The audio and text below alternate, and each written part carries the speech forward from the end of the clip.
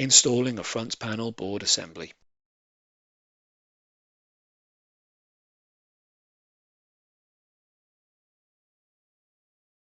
Route the cables through the corresponding hole in the chassis.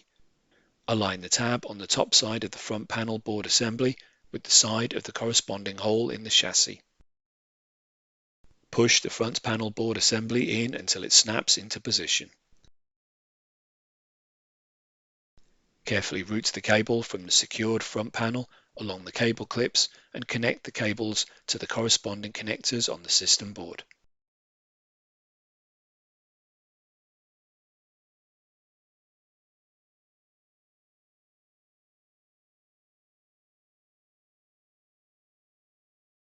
Reinstall the front bezel.